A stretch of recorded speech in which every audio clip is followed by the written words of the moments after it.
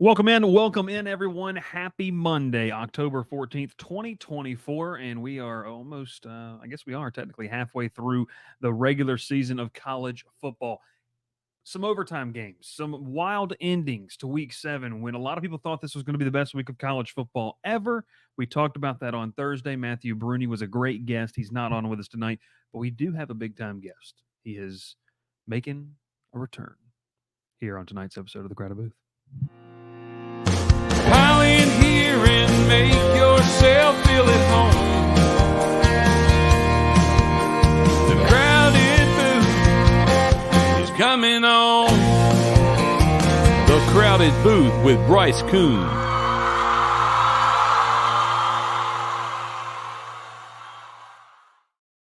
Well, welcome in, ladies and gentlemen. My name is Bryce Koon. This is Will Manis, and for the first time in nearly a month, the man, the myth, the legend, battling through back pain.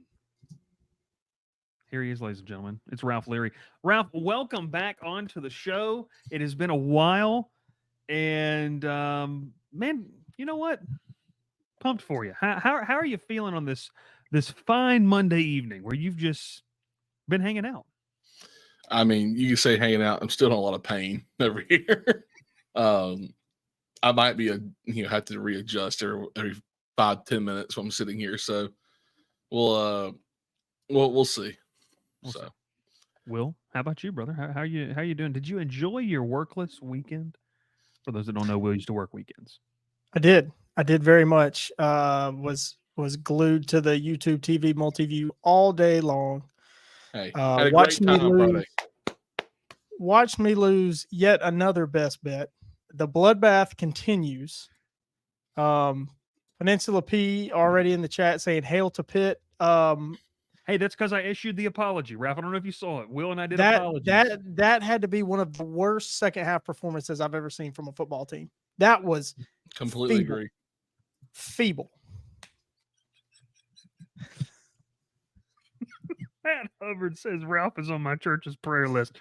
Matt, if you show us the bulletin and Ralph's somewhere on a prayer list somewhere, I'll send you a free T-shirt. Like that. That's amazing. Ralph Leary, Will Manis. Gavin says comment of the night. Gavin also says pony up. Dr. Bob says the spreadsheet. Whoa. Spreadsheet is fully updated. How are we? This was never announced. No, okay. So tonight. Hold on. I want to say something quick. I want to announce one thing about this. I did not have a best bet. Bryce and I talked Saturday night. Mm-hmm.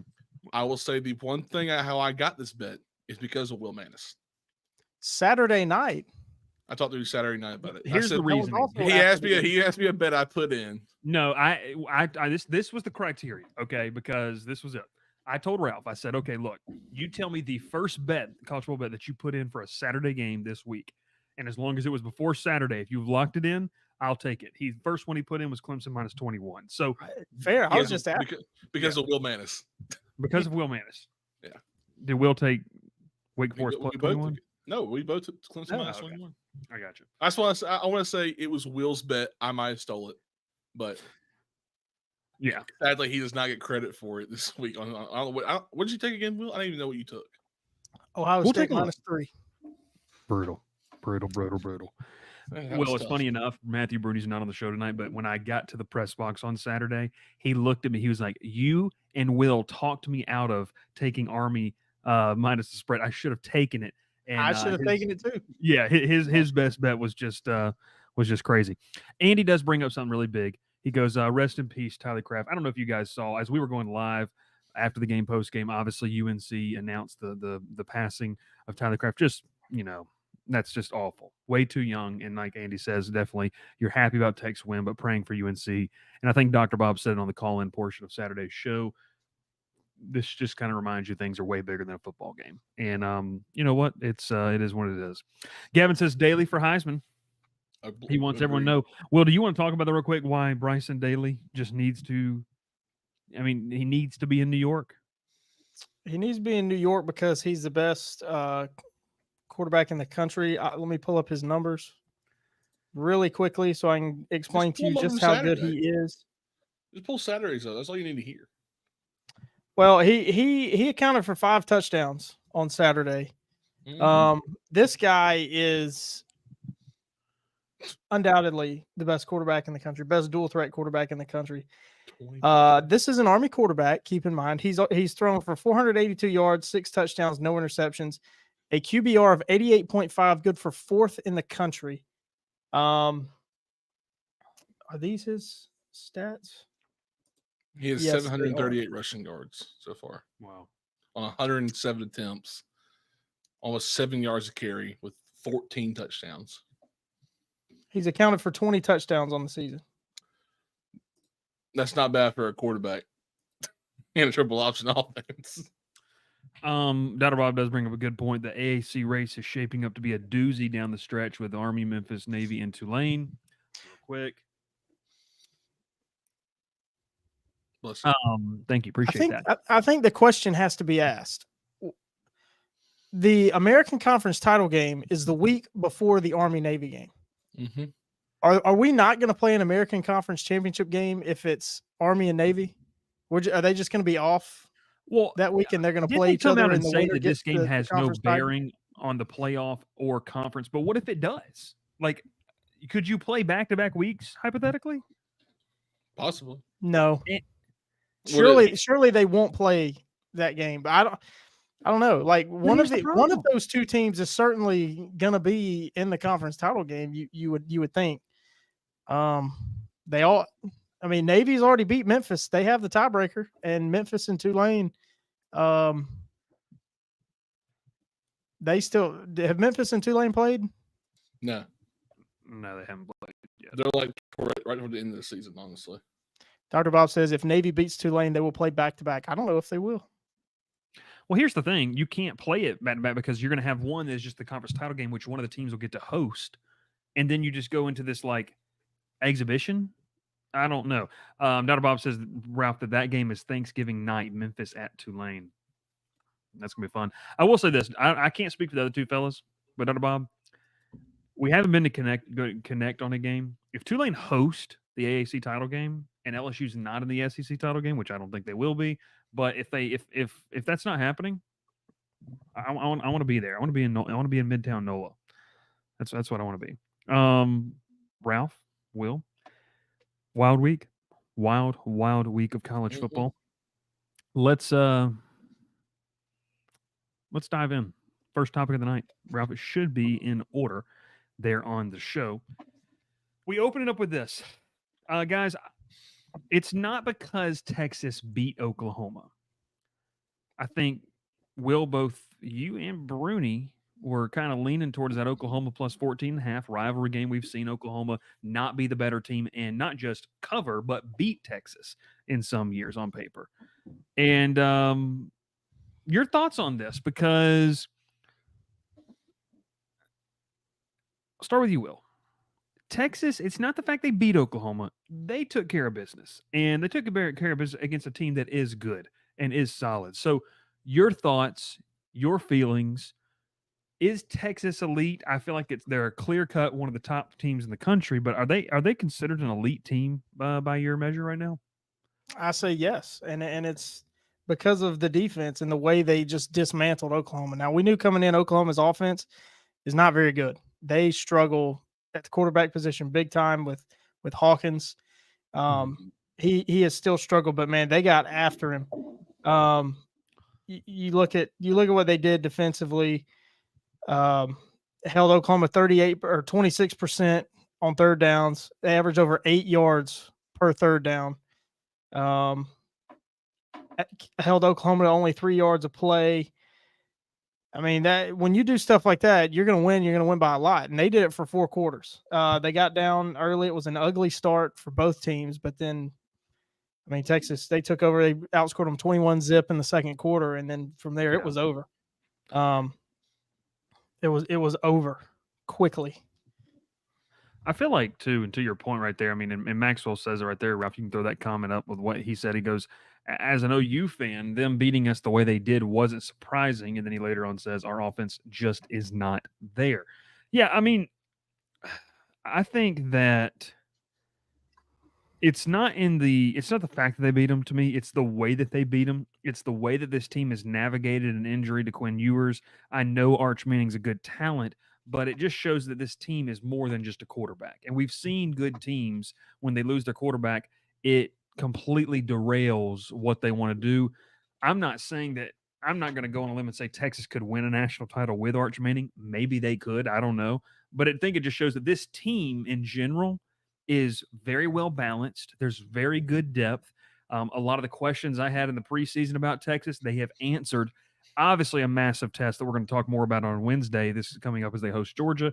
But Ralph, your thoughts? I mean, it's a well-rounded, balanced team, and they said, "Hey, we're going to lose our starting quarterback. We're going to put a young kid in who has a lot of talent, but he's going to be okay, and we're going to navigate the portions of our schedule we have to navigate, and we're going to look pretty clean doing it." Yeah, I thought Texas came out and struggled at first. I thought I think they had an interception first part of the drive, if I'm not mistaken. The first drive of the I game. did not watch this game. I have no idea. Yeah. I'm pretty sure it was the first drive. I could be wrong. It was first drive. Yes, first drive of the game. They threw an interception, and he's like, "Well, this could be the downfall of this game. Just an early turnover. Oklahoma scores points, and then you're like, okay, well, here we go." And Oklahoma got a field goal. They got 3-0, and then the rest of the first quarter was boring. Punt, field goal, punt, all that stuff. And then the start of the second quarter, Texas took over, and from there on out, it was just an absolute bloodbath. Oklahoma's offense did nothing, just kind of lackluster. Texas was controlling the ball very well, made a few big plays. Had that big touchdown that the receiver fumbled the ball, or the running back fumbled the ball right at the end zone, and luckily his receiver was right there to fall on it. But yeah, I mean, Texas looks apart. Quinn Ewers obviously getting 3 weeks off after getting hurt. Obviously, it showed it helped. They said he could play last week if they had a game last week, but they got 2 easy games. They had Mississippi State and I want to say it was he played against ULM, right? ULM. It was ULM, UTSA. He got hurt against UTSA. Yeah, and then they played ULM, Mississippi State, and a bye week. And he looked good in those 2 games, and then you were able to give Quinn Ewers some time off and some time to recover, and obviously showed up very well in this game. Yeah, no, I'm with you. A couple notes on that. What impressed me when I was looking at the drive chart, Ralph, and you kind of spoke to this. This team was able to do it in different ways. So they're able to score in 11 seconds. Obviously, the big 43-yard touchdown run from Wisner. They had a 2-minute drive. They had a 4-minute drive. And then they stretched it all the way up to an 8-minute scoring drive, a 6-minute scoring drive. Like, this is a team that can, I just think, methodically move down the field in different ways. And I think they're pretty balanced. I think that they are going to be. I mean, Austin's going to be rocking this weekend when Georgia comes in there. I mean, this game's not in Athens. That's a big plus for Texas, and I think this team's elite. Like I put in the Discord, and you can see by my playoff rankings if you like. I think there's 3 elite teams in college football right now, in my opinion, and I think that it's probably Texas, Oregon, Ohio State. After that, I think there's a drop-off when you start to kind of look at teams, or there's questions at least about legitimate questions and concerns more than just 1 or 2 that could be cleared up in a game. Alabama has them. Georgia has them. To me, Penn State has them.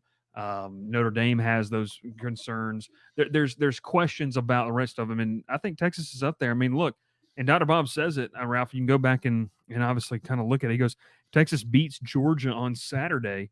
They're going to be the favorite rest of the way, and I mean, I'd like to see, and guys, what their betting odds would shoot to if they win this game on Saturday. Like, if you want to bet Texas to win the Natty and make some money, you probably need to bet it right now, because I don't know what kind of money you're going to be able to make off of that.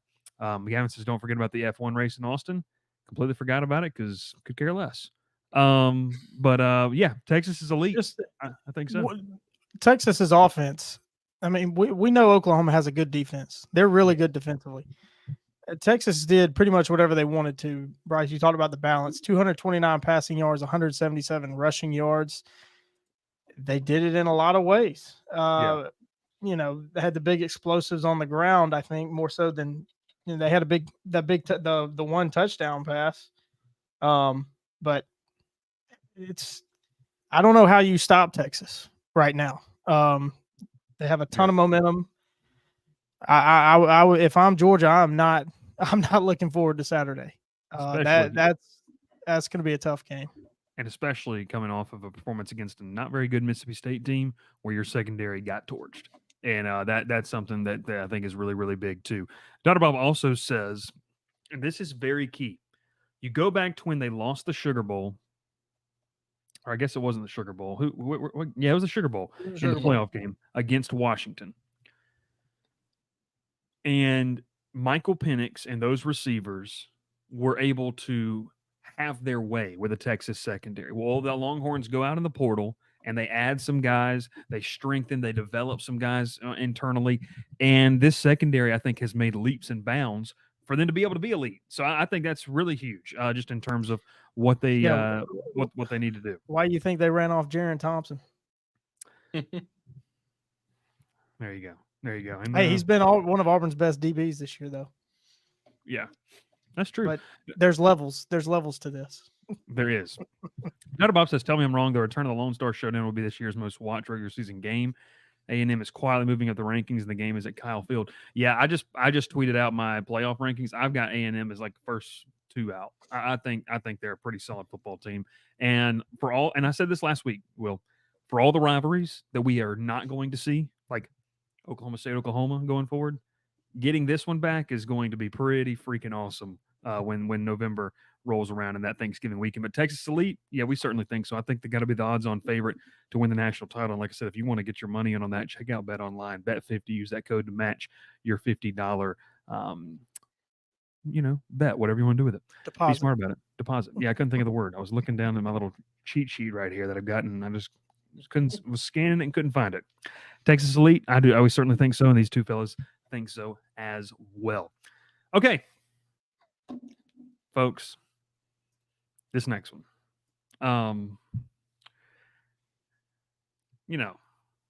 You can throw up the next banner if you want to, Ralph. There's a lot we can talk about this game. Well, you were there. I tweeted this, and I think we can do a whole episode on it. Let me get my stat right here. Since 2000, LSU is 110-14 in Saturday night games in Tiger Stadium.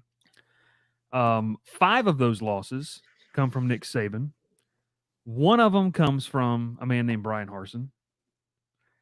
You beat me to it. Yeah, I saw you getting ready. After nearly a quarter century, no other coach in college football other than Nick Saban has multiple wins in that environment. And I was talking with some Ole Miss reporters post-game. We were kind of filing out. And they said, what do you think about this? I said, I think Ole Miss is the better team on paper. Obviously, Vegas thought so. I took Ole Miss to win. You forgot one I more. think there's few. What do you say? My daughter. You forgot a game. Yes, my daughter took Ole Miss to win. No, I'm saying you forgot a game that LSU lost at home at night. That's true. You did. Troy. That was a night game. That's late afternoon. It was a 7:00 kickoff. Yeah. That was a night game. Okay, but the point, I didn't forget a game. I was highlighting the fact that Nick Saban's the only person who's ever done it multiple times. But you want to call it one of Brian Harsin. You got to call out Well, because Will was foaming at the mouth over there. Like he was getting ready. I could see him scheming over there. Daughter says 24-21 Troy. But let me go back to my thought here. Their home field advantages might be overrated. And I said this 2 weeks ago when A&M played Missouri. Incorrect.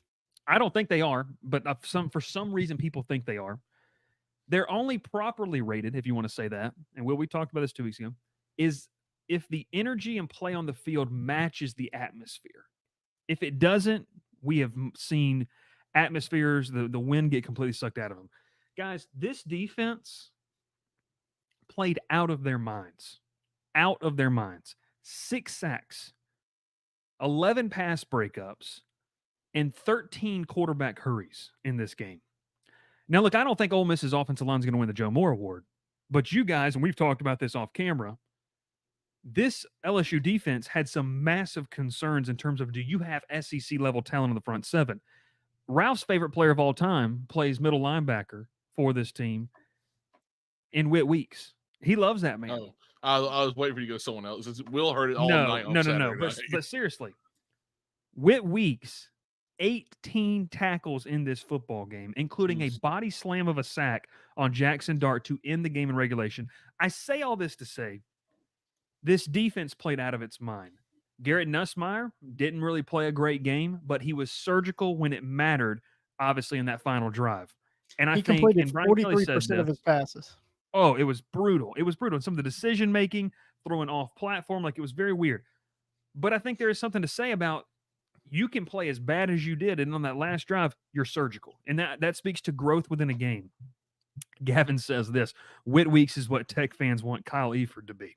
Well, he's got a younger brother over there if you want to go try to get him, but good luck with that.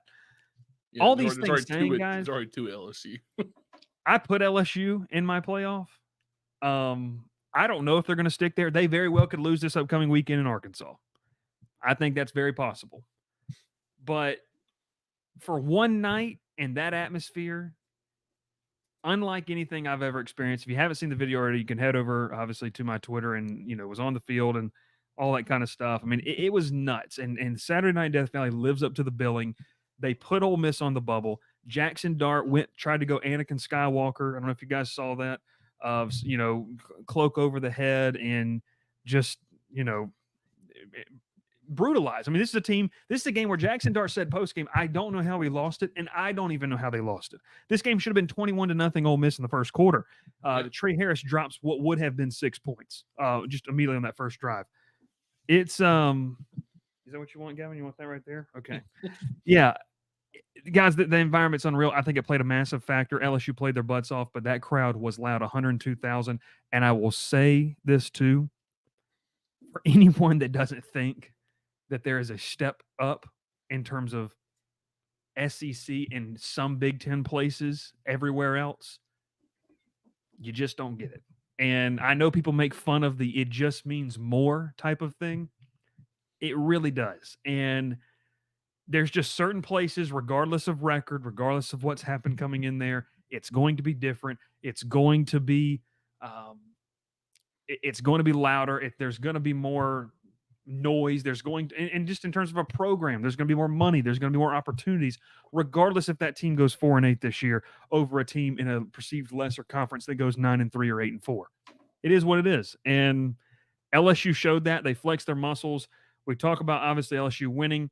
I want to get your guys' thoughts real quick on LSU, because we're gonna cut this in 2 different segments. In fact, your thoughts on LSU. I was impressed. Defensively, they played out of their minds. Offensively, you got a lot of things you got to clean up. Lack of a run game. They didn't run the ball. They averaged 2.6 or 2.7 yards per carry in this contest. Maybe less than that. 3.5. But your thoughts, Will. We'll start with you. LSU, they found a way, and they kept battling, and there's something to say about that in SEC play. Yeah, they found a way. They played really poorly on offense, I think, as a unit. Well, let me say this real quick. Ole Miss did come in averaging 4 sacks a game, and the offensive line did not allow a sack. The offensive line played, pass blocking-wise, played out of their mind. Everything else was kind of like, what the heck's going on? I'm glad you said that, because I watched the game, and I was still going to be accused of not watching football, because I didn't think their offensive line was all that great. But I think that's baked into my brain, like what to expect. Like, they've got 2 guys that coming into the season at offensive tackle that we thought were going to be first-round picks. And I think they may have played their way out of the first round. They played like first-rounders Saturday night, but for Will's most going of to the get year, crucified for that, but that's going to be hilarious. For the most part of the year, they haven't been very good. You've said it. A lot of games, they have not been good. Yeah, they've been shaky, yeah. They're still going to be taking – Will Campbell's going to be a top 10 pick just based off potential. But, yeah. Yeah, I mean, well, that's what the NFL draft is. It's all about potential and traits. Yeah. It's not so much what you do. It's not about production. Nope, definitely not. Yes. Anyway, but the offense wasn't great. I mean, I think we talked on Wednesday about Ole Miss's secondary having a lot of issues, and it showed. I mean, 337 passing yards for LSU. That's all they could do. That's all LSU could do was throw the ball. Kyron Lacey. I mean, what a game! It continues at LSU. It's LSU is the current wide receiver U. The last 5 years, they are just churning out incredible wide receivers. Lacey only had 5 catches, 111 yards. Was nearly unguardable. I know it was only 5 catches, but they were explosive. One like you was to said, win the game. Yeah. Most important one there at the end.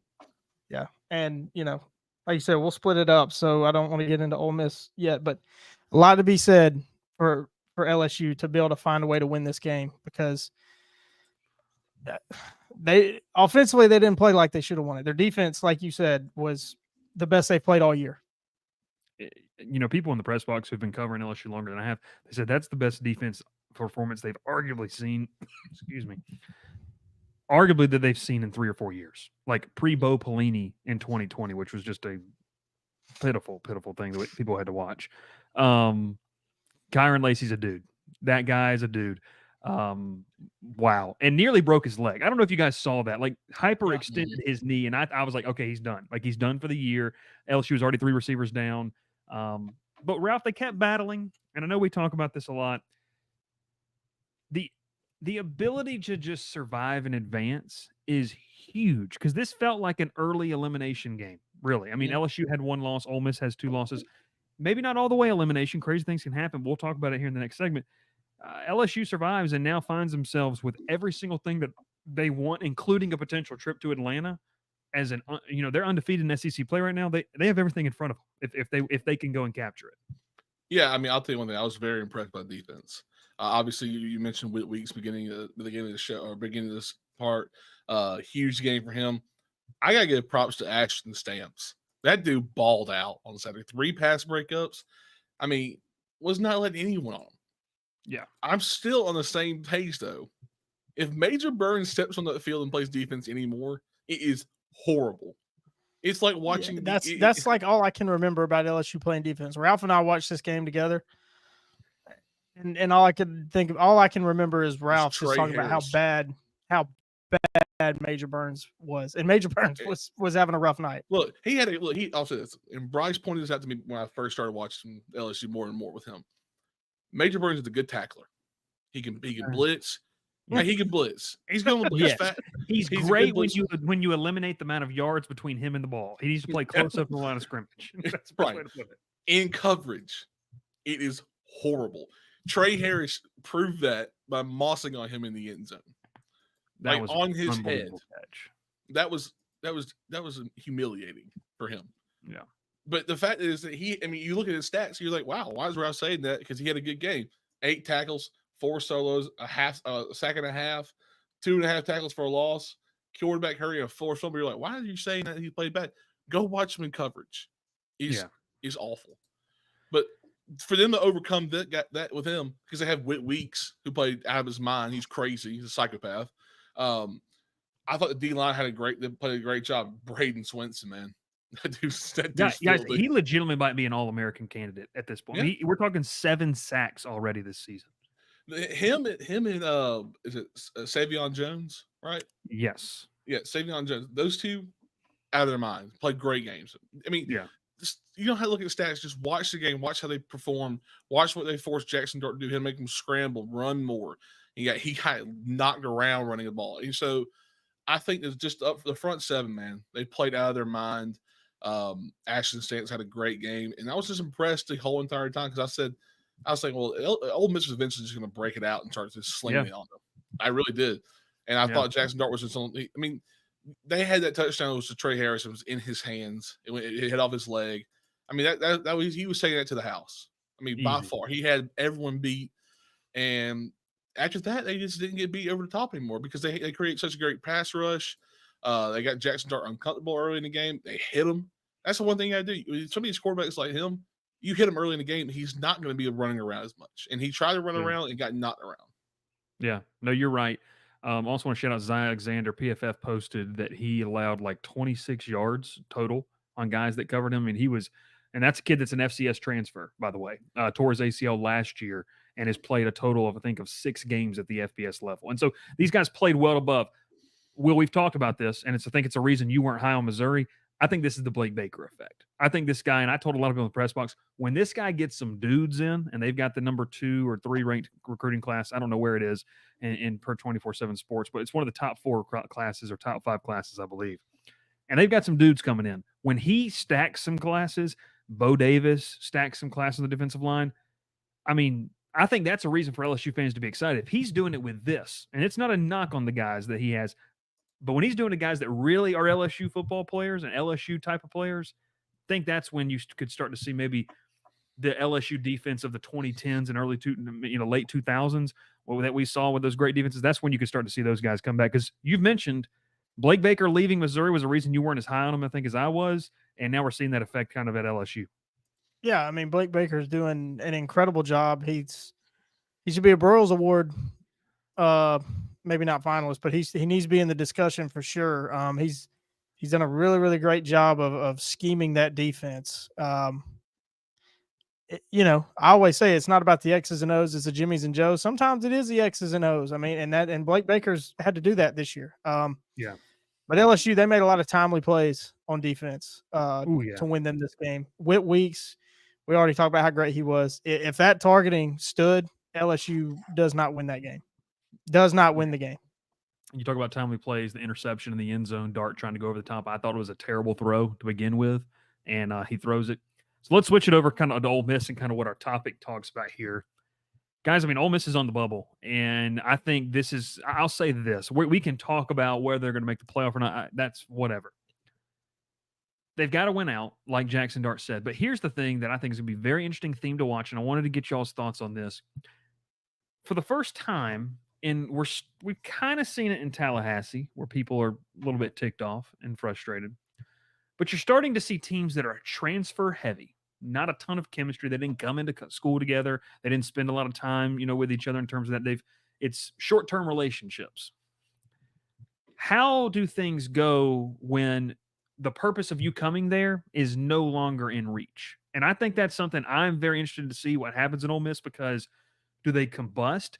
Obviously, something that we don't really we can go into detail on, but the rumors are going to really start to pick up about Lane Kiffin in Florida. Whether you think that's real or not, that's going to happen with Ole Miss essentially falling short of their goals. I hate to write a team off in October, but it kind of feels like that with the SEC. But Will, I'll go back to you first on this, because I think that's something. This is going to be a case study that we get to see what happens when a team like this is essentially out of the running of their goals in early October. Look what happened last year.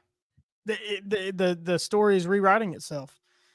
Lane Kiffin getting rumored to go to a quote unquote bigger job in the middle of the year, and the team falls apart. What, they lose 4 in a row last year in October, November, I think. I believe or 3 in a row.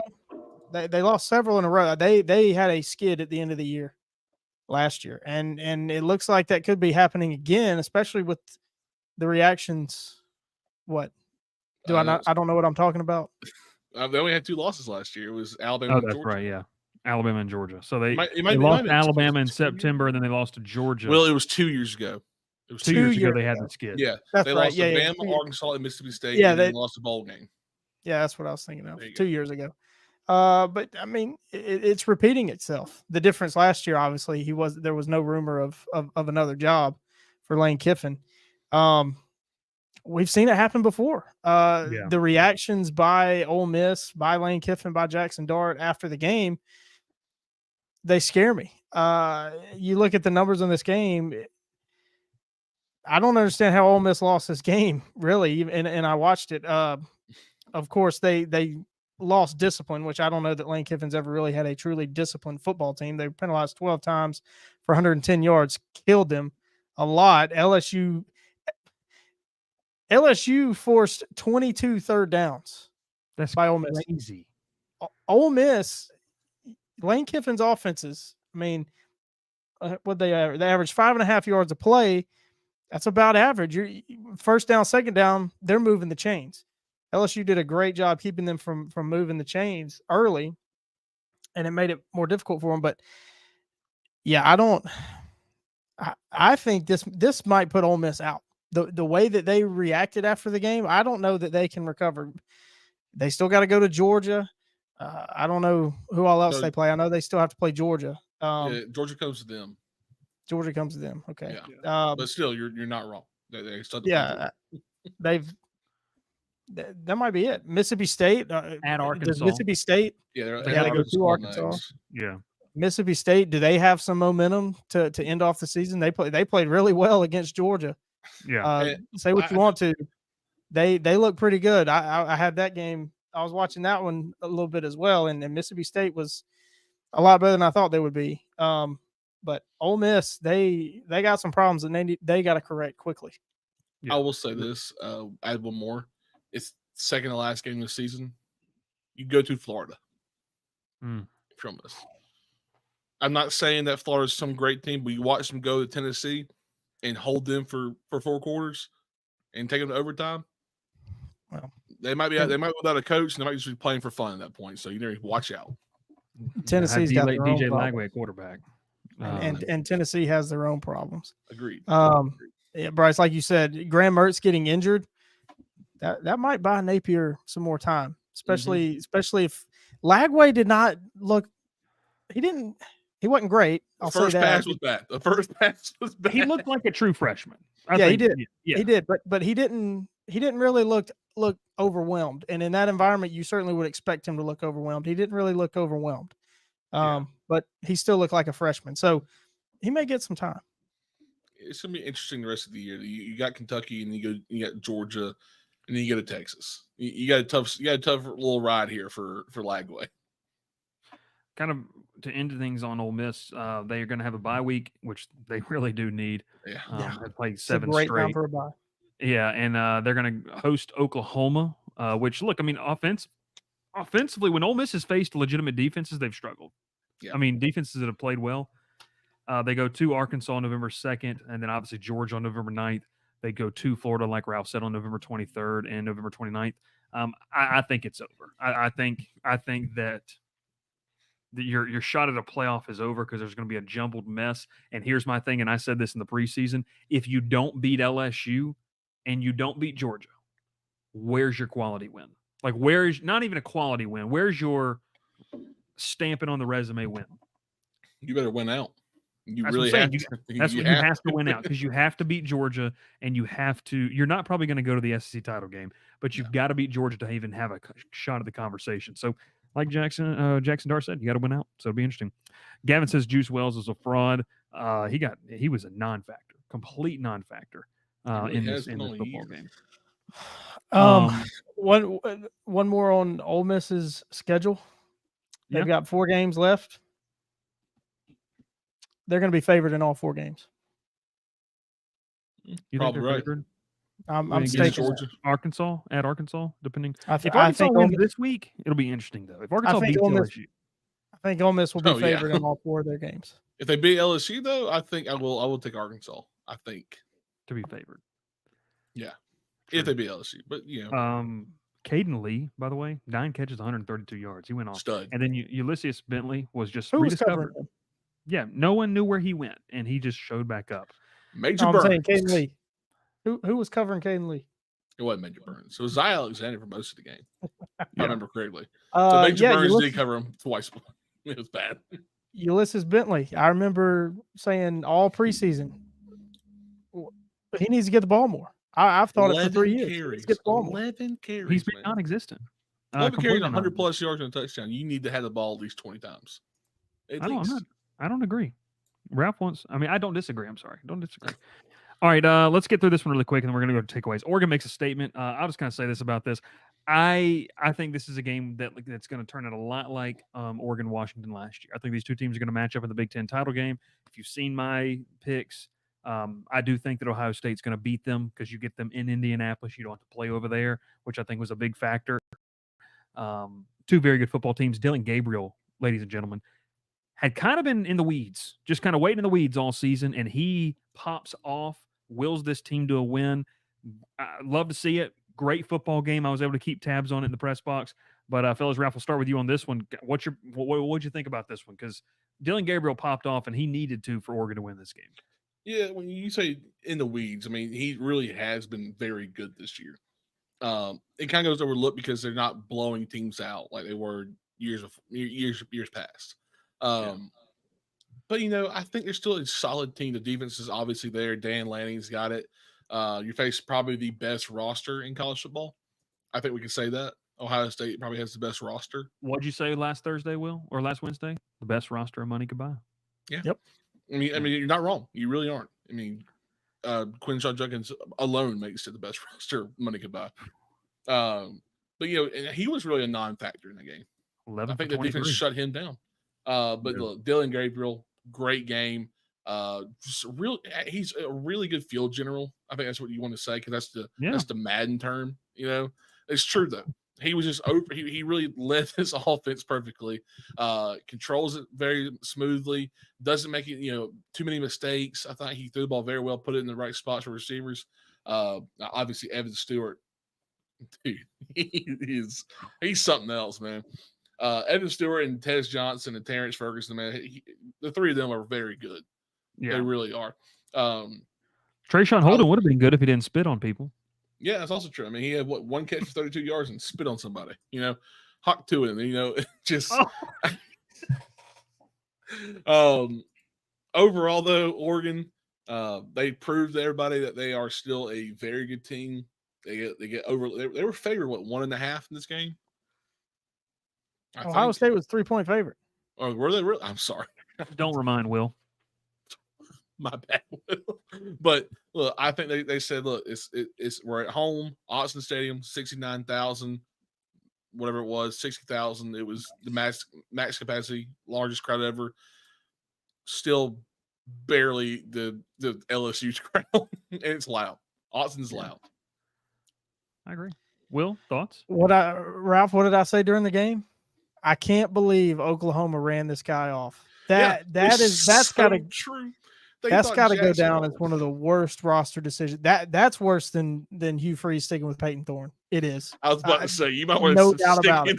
No, because Oklahoma could probably go to the SEC title game. That defense is good enough. If they had a legitimate quarterback and not 74 receivers hurt, that might be better for them. Yeah. Completely agree. This was a fun game. It became a track meet a little bit at times, which I didn't really expect. But looking at the numbers and watching the game, I probably should have expected it with the wide receiver talent on both sides. Emeka Egbuka, 10 catches, 93 yards. Jeremiah Smith, 9 catches, 100 yards. Will Howard looked really good. Unfortunately for him, everybody's going to remember that last play where the time ran out on him. That's tough, but he had a really, really good game. 28 of 35, 326 yards, 2 touchdowns, no picks. If you put up those numbers, you're going to win 9 times out of 10. And this was the 1 time out of 10. This was a weird game early, which it seems like Oregon always gets off to weird starts. The scoreboard always looks weird. I mean, they botched the extra point and the holder tried to flip it underhand into the end zone. It's a strange beginning of that game. It's bizarre, but it's going to be fun to watch these two teams play again. Yeah, that one's a little bit different though, Gavin. A fun game, and I think these two teams will play each other again. I hope they do, because you get these two on a neutral field. Anything can happen. It's going to be a completely different game. You got to throw this game out of the window if these two meet in Indianapolis. Dr. Bob says, my wife, an Oregon alum, asked why Georgia Tech doesn't have as good as a team as Oregon. Knight. Phil Knight. There you go. Knight. Phil Knight, Bob. Gavin says that. Here's a crazy stat for you. Ohio State ran the ball for just 19 yards in the second half of this football game. That's crazy. They were through 19 passes. They got almost 200 yards through the air, but 4 penalties for 4 yards on that one, and on in the second half as well. And then I wanted to say this too. Both teams averaged. This is something that was interesting to me. Both teams averaged over 4 yards a carry, but Oregon was very balanced, 5 yards a pop in this football game, which shows me that for as well as Ohio State's defense has been talked about, Oregon was able to find balance. And this whole idea, Will, that we and Ralph we've been talking about, that these teams coming over from the West Coast wouldn't be ready for the rough and tough nature of the Big Ten. Oregon. What do we say though, Will? We said Oregon's this. We said ready. Oregon is going to be equipped to be good in the Yeah. Big Ten. We Dan all knew Lanning's it not would. building this like a Chip Kelly team. No, I mean, and look, and Chip Kelly's, on the field. Well, he's sitting in the box. I'm not. Well, I can't say what I said. I can't say what I say. He looked like Chip Kelly looked rough, by the way. Right? So, oh, you seen the pictures of him in the box? It looked I rough. haven't. I haven't seen it. But yeah, I mean, we all knew Oregon was going to be here. We all knew they were going to be good. They're not just they were in the Pac-12 the last few years. Sure, okay, they're still very good. They compete on a very high level of football. I mean, this is not some podunk random team here. This is not. And It's they're not Stanford. people are not paying attention to how they're built either. I think that's a big thing. Yeah, that's good stuff. We got to get a couple comments because TriStar, a good friend, new member on the show. He goes, shout out to the Ramblin' Wreck of Georgia Tech for making the SEC look good. Which was worse, Tennessee versus Florida first half or the Auburn Mississippi State in 2008 where the final score was 3-2? Don't hail Well, that I have game. to defer to you Auburn, on that. Mississippi State. All right. Was that was Tommy Tuberville, wasn't it? It was. Nice, not reading new comments. There you go. Joe says, don't forget that Birch didn't play in this game. That's also something could be interesting to see how that goes.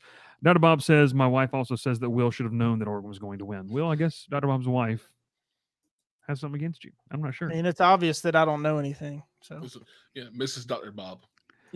Will got kind of ripped in the comments too of our Texas Oklahoma because I think Will said that and this is something, Ralph, you can take this now because we'll go to kind of our takeaways here from week 7. Will, I think you said something along the lines of what's Oklahoma's quarterback's name, by the way? I'm blanking. Jackson Michael Arnold. Hawkins. Oh, No, Jackson Arnold's in the portal already. Michael Hawkins. Michael Hawkins.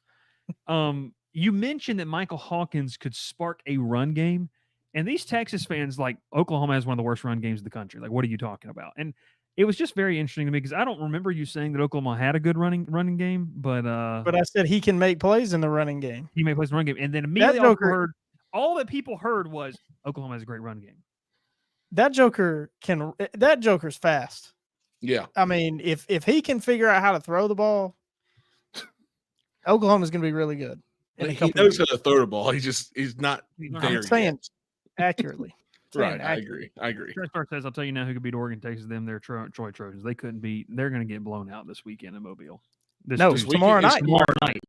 Leave me alone. South Alabama is 12-point favorites tomorrow night. You riding that, Will? Early best bet of the week? Absolutely not. Although I should, because for Ralph's sake, I should. Battle of the Belt live watch party? Why? That would mean Troy would win if I made that my best bet. Please don't. Please don't. I All right, week 7 I want to go 1-11 this year. What, are you gonna get the top draft pick next year? What does that mean? No, I just want to leave. I got you. Well, I don't think that's happening. That's someone who is. We're in Tennessee Orange next year. All right. Week 7 takeaways. Oh gosh. Who wants to go first? What's something that outside of the parameters of what we talked about? I can go first. If I've got mine right here. I'm ready to go. If y'all are good with that. All right, we'll do it. Georgia. You took mine. Carson Beck was really efficient in this game, and he looked good. Georgia is brutally injured at the running back position. Beck threw 2 picks. He threw 2 picks.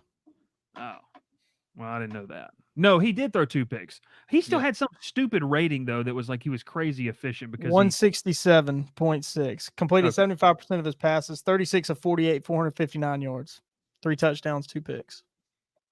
Dang. You take out those 2 interceptions, he plays an incredible game. So, okay. Yeah, Georgia's just, I mean, the thing we're seeing, and I talked with Palmer about this post game, you're kind of seeing a team that's trying to find themselves offensively without a generational talent, Brock Bowers and Ladd McConkey, who was a very, very good player. They're trying to find that. The running back room has been all over the place outside of I'm just going to say ETN, outside of ETN, who's been explosive. Like ETN has been explosive. He was really good in that Alabama game for them. But they can't figure it out. Their interior of the offensive line's missing Tate Ratledge big time. And just the way he can help them. So, Georgia's heading into Austin. We'll talk about it on Wednesday. A lot of people, I think, are in on Texas in this game. But, Will said he's not. No. I am, but I know several Georgia fans saying this is the first time we've been underdogs in 7 years. This is a great spot to take Georgia. I was like, this is by far the worst team you've had in 7 years. This is it's a team that's just trying to find themselves, and the Georgia Tech fans are going to hear that and say that, well, that means that Bryce is saying we're going to win on Friday night, Black Friday night. There's a statement that can be said, but it is what it is. Georgia's they're just not the same team. They're trying to figure themselves out, and they've got a pivotal back into the schedule. I mean, you've got 3 games, and I know I put out my my playoff and I had them in it. Truthfully, and I might be spoiling Wednesday's show, I think they lose in Austin, but you still got 2 games where you can beat Ole Miss and then you beat Tennessee. Those are quite enough wins, and I think it's going to be hard for a 10-2 Georgia team to be left out of the playoffs in that sense. So it'll be interesting. A lot of people talking obviously about Kirby Smart and the shoving of the player. Guys, he didn't. I mean, he did address it. He addressed it today. We tweeted it from the Crowded Booth account. Heat of the moment when he was also trying to get down the sideline. I don't think he even looked at him. Like, I don't think he didn't. No, if you go back and watch it, he didn't. It wasn't intentional. It's just a bunch of fans in Atlanta that want to find something to gripe about and something to try to make fun about because they're trying to make up for the fact that their program hasn't beat this team in a long time. That's what it is. It's just rivalry talk. You're already firing him up. I'm going to send him over the edge here. How big of a loss off this staff was Fran Brown?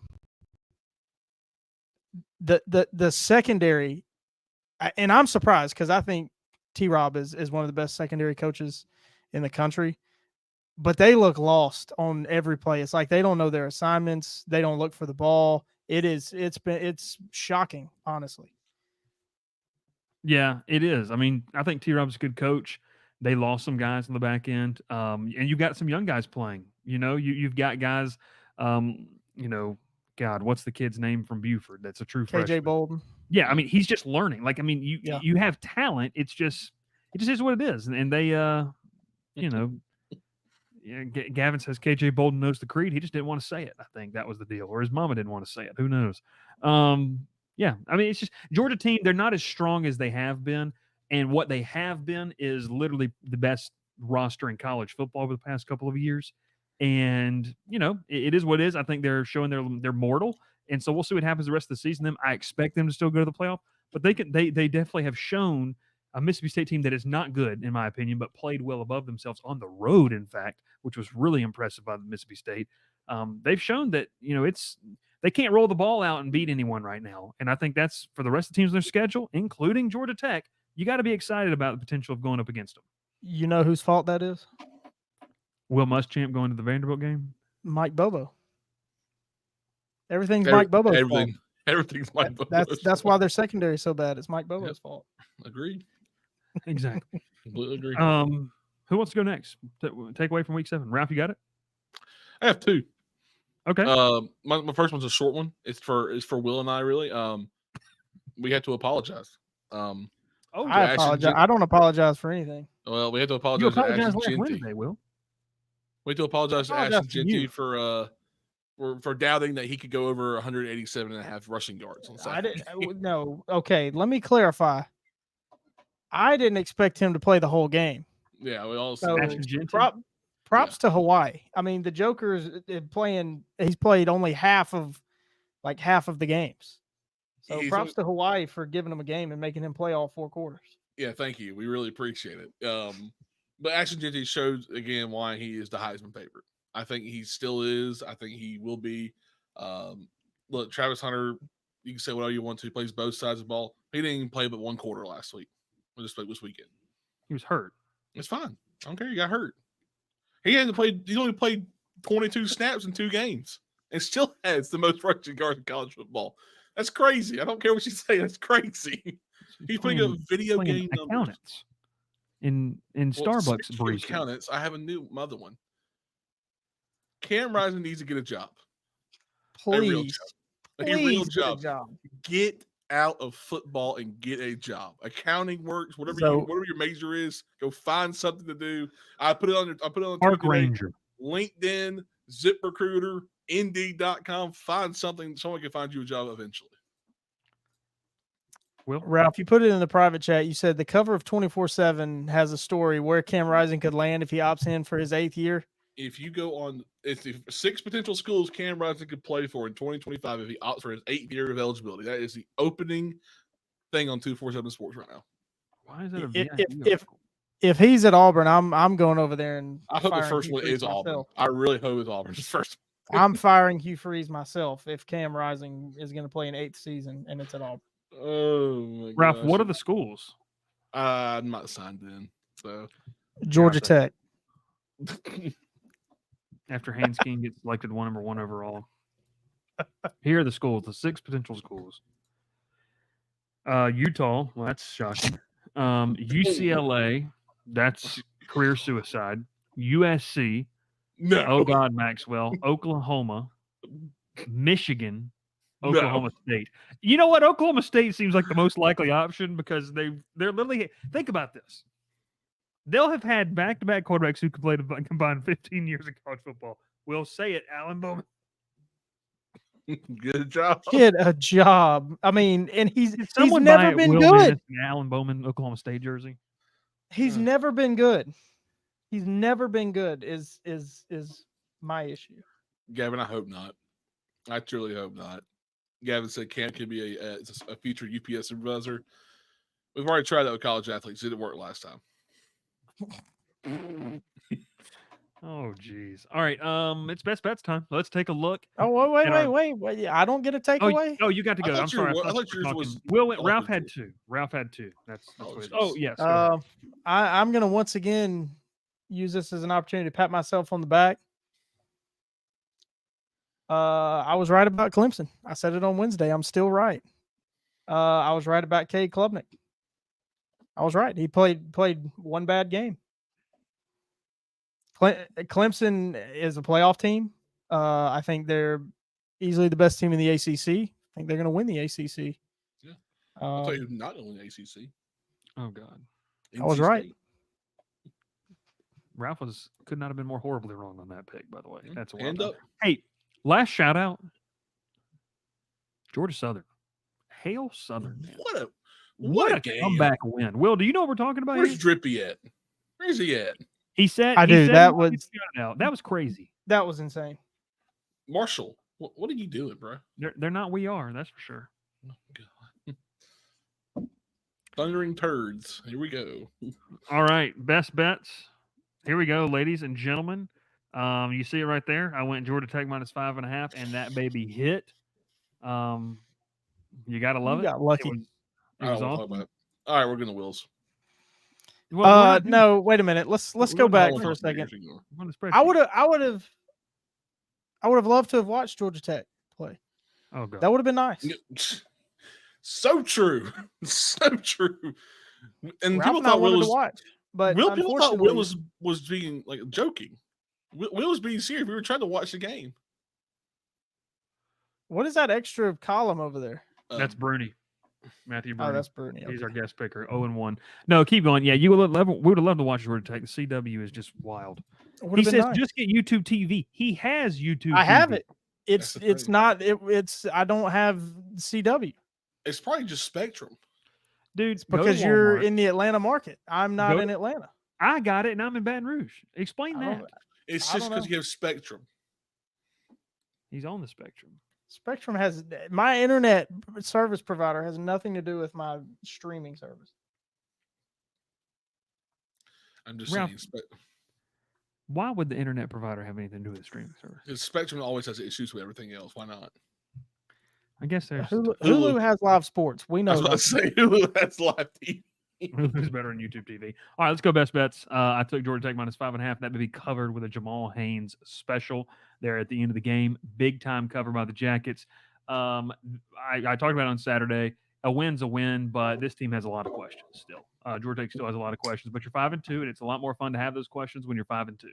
So that's kind of my little gist of it. But as you can see, I am now 3-3 on 3-4 on the season.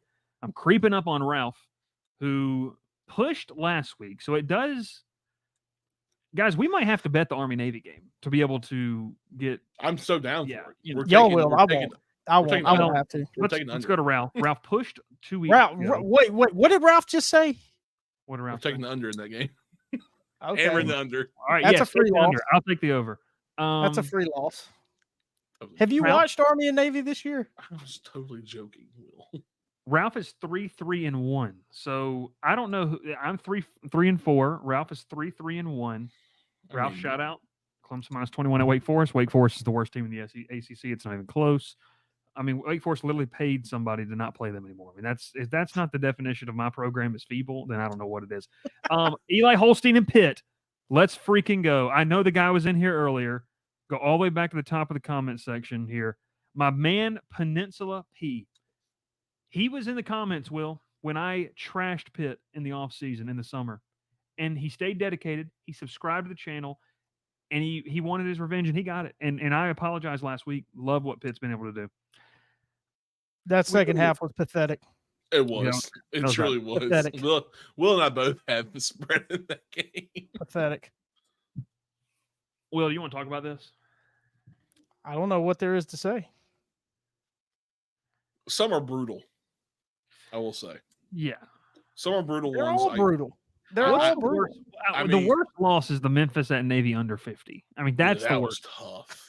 That was tough. It's not even tough because it was so apparent within the first 20 minutes of the football game. Tough is probably Tough Well, I is think Auburn minus 13.5. That was more personal.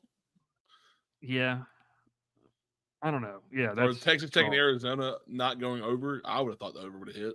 Bruni, brutal beat right here. He took Oklahoma's 14.5. Texas Ralph, 134 to 3. I said it when I took that. Both of those defenses entered that game ranked in the hundreds nationally in total defense.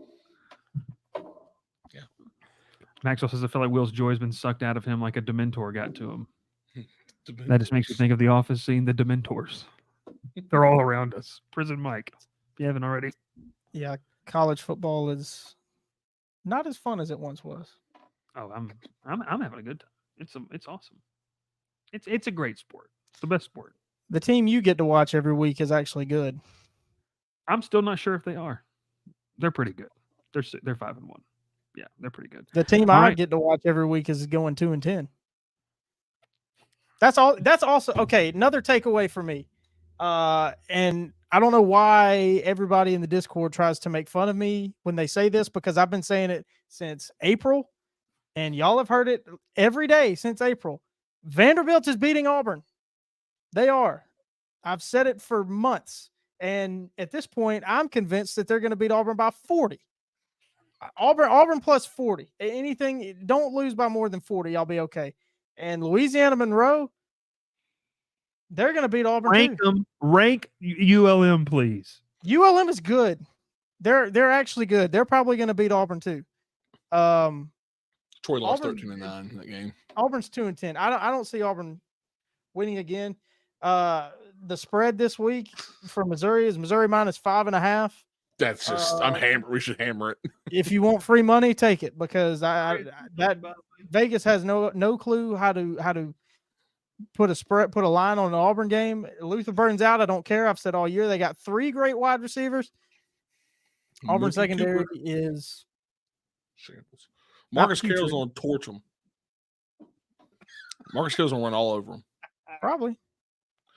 Dr. Just Bob does say, run- how much do we have to left? How much do we have left to raise to get Diego Pavia on the show? I'm just going to say this, the full amount. The full amount. A lot. No money has been raised for lot. Diego Pavia on the program. Marcus Carroll, if I know he's not watching, but all you got to do, you run it. If 96 is on the field, you run right at 96. If 22 is on the field, you run right at 22. The fact that Auburn has a defensive tackle wearing number 22 tells you all you need to know. 22 is Isaiah Rakes. Who's 96? Philip Bleedy, unserious program. Ooh. You want to call him and tell him? Yeah, please. Who? Isaiah Rakes? No, the other one. Philip Bleedy? Yeah, There's no I'll send you Auburn. his number right after this. Wilson started I don't sending need him to call hate him. mail. Wilson's in hate mail. I don't need to call him. All right. He's actually not been that bad. Joe the pilot. Joe, wants to- I just said it. How many times do I got to say it? 2-10. 2-10. Auburn's not winning another game. 2-10. It's the crash out. Oh God. Get back in here, Will.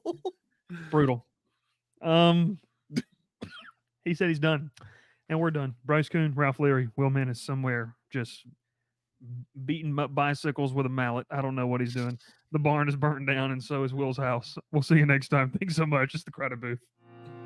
Pile in here and make yourself feel at home. The Crowded Booth is coming on. The Crowded Booth with Bryce